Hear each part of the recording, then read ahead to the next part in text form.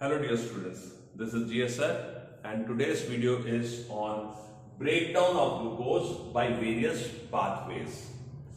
I hope you have understood by now that the food that we eat, जो भी खाना हम खाते हैं उसमें जो carbohydrates होते हैं they get converted into glucose which is the simplest form of carbohydrate and then they are oxidized by the process of respiration to release energy.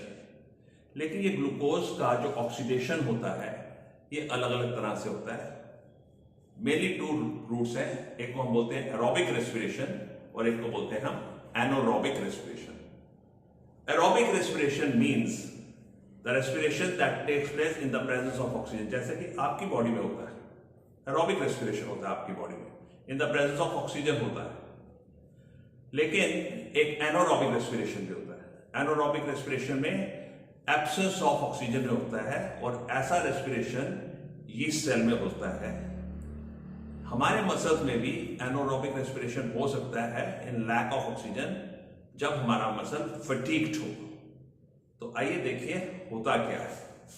तो सबसे पहले glucose which is a 6 carbon molecule, it is converted into 3 carbon molecule जिसको हम pyruvate कहते हैं. Glucose C6H12O6 होता है, वो एक और प्रोडक्ट में कन्वर्ट होता है जिसका नाम है पायरुवेट और ये 3 कार्बन मॉलिक्यूल है.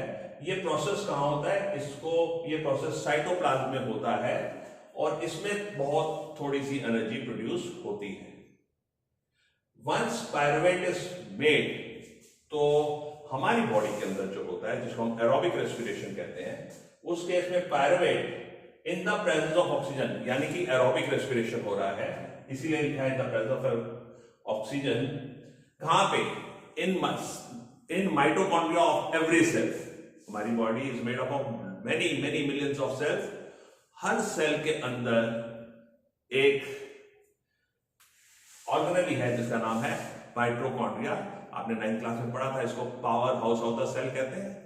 वहीं पे माइटोकॉन्ड्रिया में ये जो पायरुवेट है इट विल टर्न इनटू, इसका ऑक्सीडेशन होगा and will produce carbon dioxide, water and large amount of energy, 38 molecules of ATP. ATP को हम energy currency of the cell कहते हैं, 9th में आपने पढ़ा हुआ है.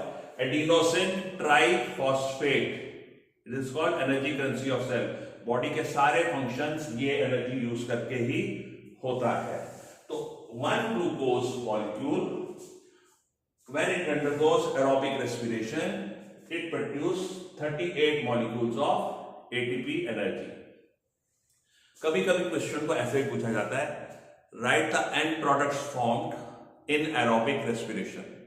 Write the end products formed in aerobic respiration. तो आपने उसमें सिर्फ ये लिखना है, the end products formed in aerobic respiration are carbon dioxide, water and 38 molecules of ATP.